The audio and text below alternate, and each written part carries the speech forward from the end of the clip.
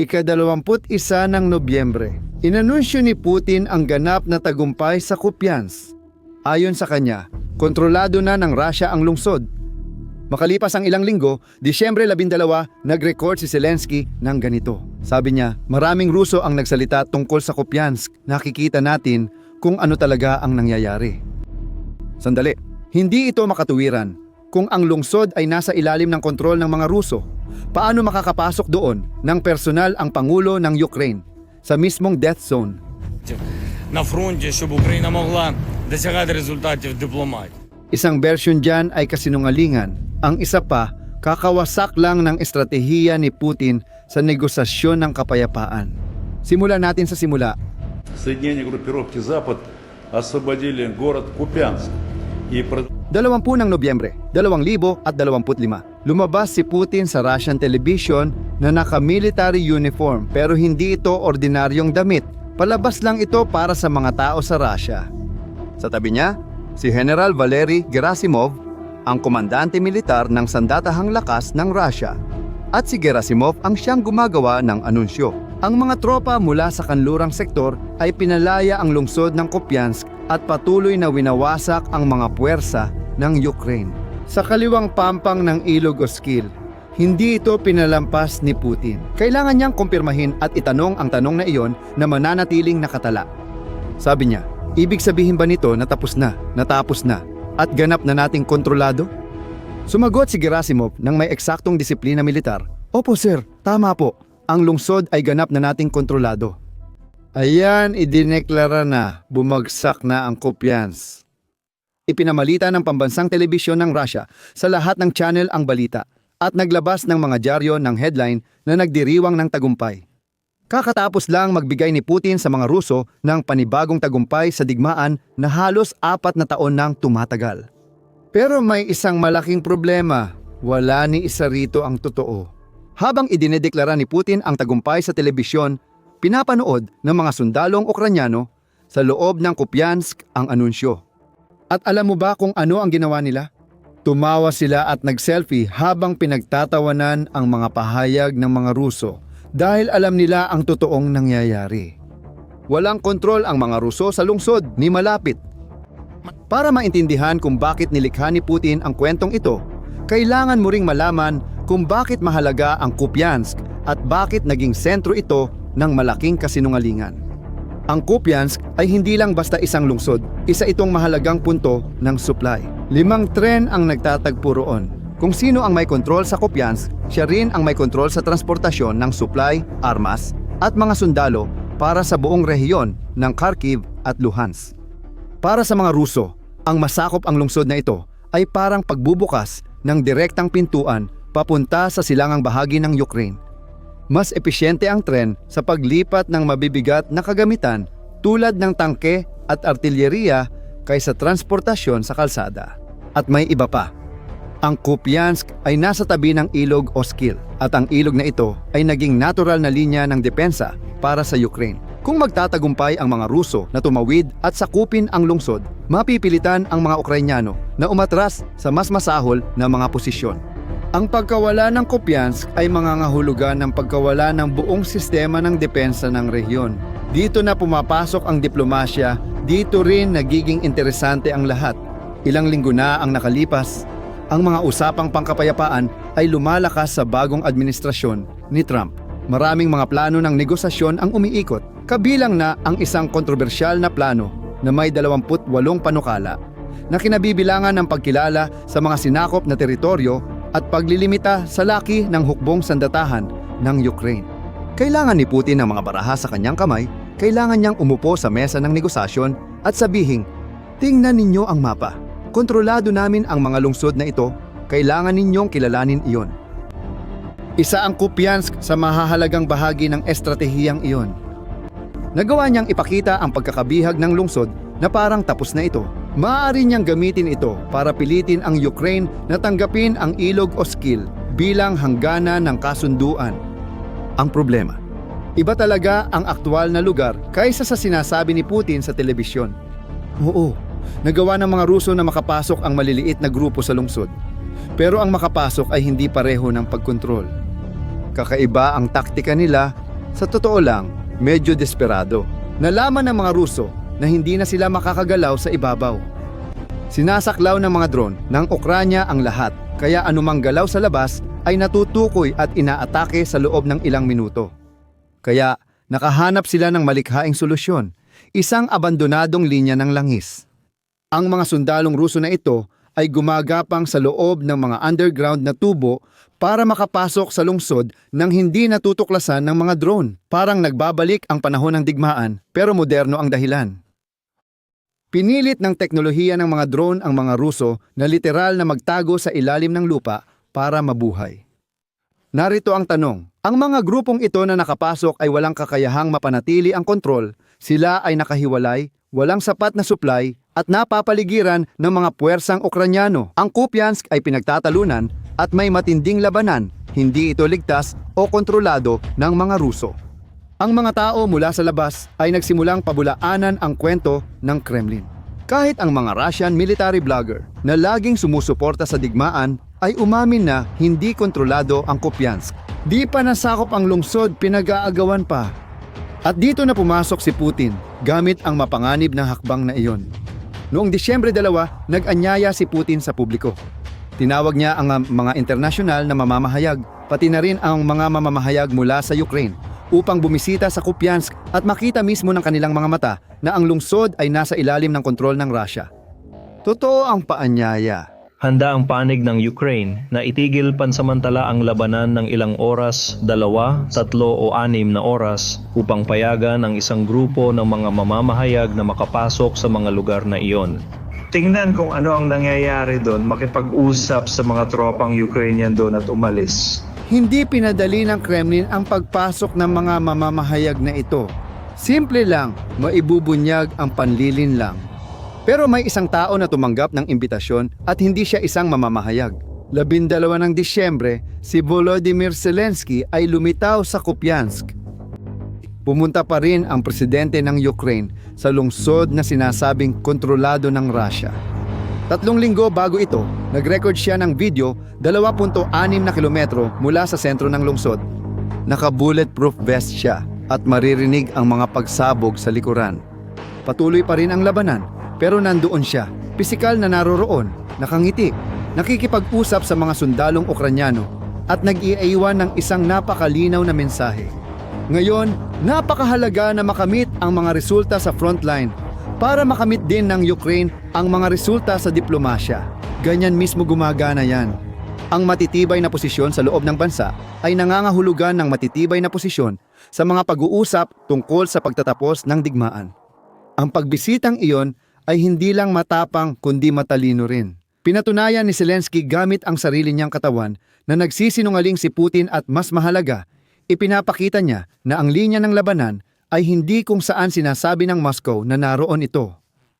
Hindi pa nawawala ang lungsod at patuloy itong nilalabanan na ng Ukranya. Pero hindi diyan nagtatapos ang kwento. Ang Brigada Kartya, isang grupo ng mga veteranong sundalo na lumaban sa Bakhmut at nagdepensa sa Kharkiv mula pa noong simula ng digmaan, ay naglunsad ng isang matinding kontra-atake. Ang brigadang ito ay binubuo ng 1,500 hanggang 5,000 sanay na sundalo. Alam nila ng eksakto ang kanilang ginagawa. Ang unang target, yung linya ng langis na ginagamit ng mga Ruso para makapasok ng palihim. Ang rehimentong Achilles, isang unit ng mga espesyal na puwersa, ang tuluyang sumira sa tubo. Dahil dito, tuluyang nawala ang lihim na ruta ng supply ng mga Ruso. Ang mga sundalong nakapasok ay tuluyang naiwang nag-iisa, kaya sinimulan ang operasyon ng paglilinis. Pinalaya ng Brigada Kartya ang distrito ng tirahan ng Yuvilaini sa timog kanluran ng Kupiansk. Ang distrito na ito ay nasa mataas na lugar, kaya may magandang posisyon para mabaril ang buong lungsod. Gumamit ang mga Ukranyano ng pampasabog para pabagsakin ang matataas na gusali na inuokupa ng mga sniper na Ruso, literal nilang binulag ang mga tropang Ruso sa rehiyon. At heto ang pinaka-ironikong bahagi. Ang buong kwentong ito ay nagpapaalala na sinabi ni Putin na 15 batalyon ng Ukranya ang napalibutan sa Kupiansk, isa na namang imbentong numero. Alam mo ba kung sino talaga ang napalibutan? 200 sundalong Ruso, hindi 15 batalyon ng Ukranya. 200 Ruso ang naputulan ng supply. natrap at walang labasan sa mga industrial na distrito ng lungsod. Kaya, gumawa ng desperadong hakbang ang command ng Rusya. Ginamit nila ang mga drone na pangkarga para subukang maghatid ng supply sa natrap na sundalo. Pero may isang detalye na nagpapakita ng antas ng kanilang prioridad. May ilang drone na may dalang bandilang Ruso sa halip na pagkain o bala. Mga bandila para sa pagkuha ng larawan ng propaganda, patunay na nandoon sila habang gutom ang mga sundalo. Ang naging resulta ng operasyong ito ay nakakagulat. Mahigit 1,000 sundalong Ruso ang napatay, mga baryo sa paligid ng Kupiansk ay napalaya. Ang Radkivka at Kindrashivka na ginagamit bilang mga supply point ng mga Ruso ay nabawi ng mga puwersang Ukranyano. Yung 200 sundalong Ruso na naipit, walang takas at supply. Pagkatapos nito, kapansin-pansin ang reaksyon sa Rusya. Tahimik pa rin ang Ministry ng Depensa. Walang sinabi ang state media tungkol sa pagbagsak sa Kupiansk. Parang pilit nilang pinananatili ang kwento pero bumabagsak ito sa harap nila. Pero ang mga Russian military blogger, sila nagsalita talaga. Inamin ng informante militar na sinamantala nila ang mahinang kontrol ng militar ng Russia sa lungsod kahit may mga ulat na optimistiko sa kanilang pagkakakuha nito. Nagpasimula ng kontra-atake ang kalaban. Ang isa pang channel na tinatawag na grupo ng kanlurang puwersa ay mas matindi pa. Hindi maganda ang nangyayari sa mga puwersang Ruso. Ngayon, narito na ang bahaging talagang mahalaga. Bakit nga ba nangyari ang lahat ng ito? Bakit nilagay ni Putin sa panganib ang kanyang kredibilidad sa isang kasinungalingang madaling mapasinungalingan? At ang sagot ay ganito. Sa kontekstong diplomatiko na nabanggit ko kanina, si Putin ay nakikipag-unahan sa oras. Alam niya na bumibilis ang mga negosasyon para sa kapayapaan. Alam niyang maaaring igiit ng bagong administrasyon ng Amerika ang isang tigil putukan at kailangan niya ng desperado ng mga tagumpay sa teritoryo upang maipakita ang lakas. Sa mesa ng negosasyon, isang tagapayo ng Kremlin, si Yuri Ushakov ay ginawang malinaw ito. Ang progreso at kalikasan ng mga negosasyon ay naapektuhan ng mga tagumpay ng hukbong Ruso sa larangan ng labanan nitong mga nakaraang linggo. Sa tagumpay ng ating mga sundalong Ruso, natulungan nilang gawing mas angkop ang pagsusuri ng mga katuwang at dayuhan ukol sa mga paraan patungo sa kasunduang pangkapayapaan. Sa ibang salita, ibig sabihin nito na habang mas maraming tagumpay si Putin na maipahayag, mas malaki ang kapangyarihan niyang makipagtawaran upang pilitin ang Ukraine na isuko ang teritoryo nito. Ngunit may malaking kahinaan ang estratehiyang ito.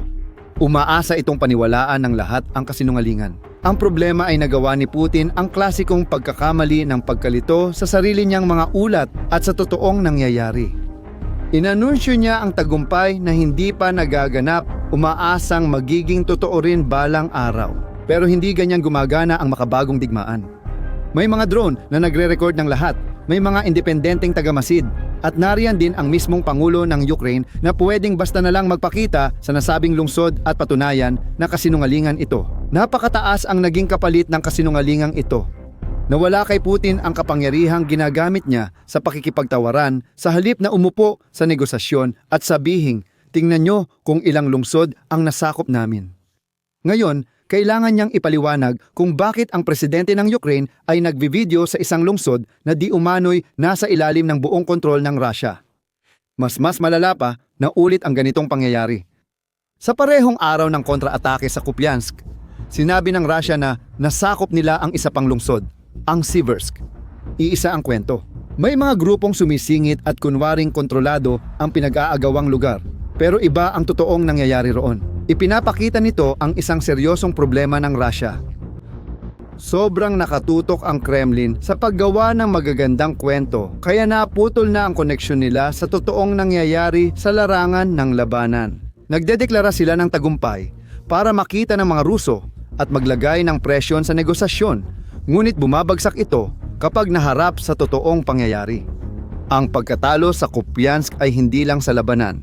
Natalo rin si Putin sa negosasyon at nabawasan ang kanyang kredibilidad sa mundo. At may isa pang problema. Isang bagay dito na hindi napapansin ng marami. Ang Rusya ay nasa ilalim ng panloob na presyon. Ipinapakita ng mga ulat noong Nobyembre ng 2025 na nauubos na ang pera, dumarami ang mga naantalang sahod at pinuputol na ang tulong pinansyal para sa mga bagong recruit. Ang mga gobernador ay sumasalungat sa mga utos ng Kremlin. Ang mga veterano ay nagpapalakas ng mga grupong ekstremista at tumataas ang kriminalidad. Kailangan ni Putin na matapos ang digmaang ito sa mga kondisyon na maaari niyang ipakita bilang tagumpay. Pero bawat pagkatalo, tulad ng sa Kupiansk, ay nagpapahirap dito. Bawat kasinungalingang nabubunyag ay nagpapahina sa kanyang posisyon sa loob at labas ng Rusya. Ang nangyari sa Kupiansk ay isang malinaw na halimbawa kung paano gumagana ang makabagong digmaan. Hindi mo pwedeng ideklara ang peking tagumpay at asahang maniniwala ang lahat. Dahil sa mga drone na nagre-record ng lahat sa larangan ng labanan, sa mga presidente na kayang bumisita sa mga lungsod na di umano'y nasakop, at sa mga independenteng tagamasid na nagbeberipika ng bawat pahayag, tuluyang nagbago ang mga patakaran ng laro. Sinubukan ni Putin na maglaro gamit ang mga lumang patakaran, kontrol sa naratibo, propaganda ng estado at malalaking pahayag. Pero hindi na gumagana ang mga taktikang ito sa isang mundo kung saan pwedeng mapatunayan ang katotohanan sa totoong oras at lubos na sinamantala ito ng Ukraine. Hindi lang nila ipinagtanggol ang Kupiansk sa militar, ginawa pa nilang sandatang diplomatiko ang kasinungalingan ni Putin. Tuwing tinuturo ni Zelensky ang Kupiansk, sinasabi niya, "Tingnan, nandito pa rin kami." Sinisira niya ang kwento ng Russia tungkol sa mga malalaking pagsulong. Ito ang realidad na kinakaharap ngayon ni Putin. Ipinuhunan niya ang kanyang kredibilidad sa mga kasinungalingang nabunyag. Nawala sa kanya ang mga sundalo, kagamitan, at higit sa lahat, kapangyarihan sa pakikipagtawaran na gusto niya sa mga negosasyon para sa kapayapaan.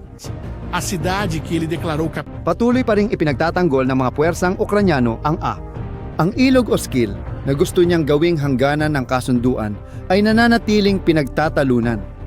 Ang paglaya ng Kupiansk na iniulat kay Vladimir Putin noong Nobyembre ng 2025 ay hindi maaalala ng kasaysayan bilang isang tagumpay militar, kundi maaalala ito bilang isang malinaw na halimbawa ng makabagong digmaan ng impormasyon, pagkabigo sa pamumuno, at kung paano ang kayabangan ng pagdedeklara ng mga guni-guning tagumpay ay maaaring mauwi sa mga totoong pagkatalo habang sinusubukan ng Kremlin na panatilihin ang isang huwad na imahe ng tagumpay. Ang mga nagyayelong trintsera sa Ilog Oskil ay nagsasalaysay ng ibang kwento.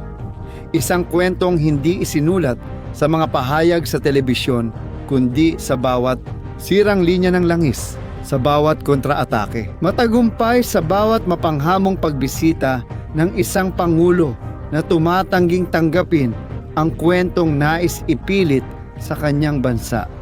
Ngayon, gusto kong malaman sa iyong palagay, bakit naglakas loob si Putin na magsinungaling ng lantaran? Alam niyang madali siyang mahuhuli. Mag-iwan ng opinyon sa komento kung nakatulong ang video na ito maintindihan ang nangyayari sa Kupiansk. I-share ito sa kakilala mong dapat malaman ang katotohanan at mag-subscribe sa channel para updated ka sa susunod na pagsusuri. Hanggang sa muli.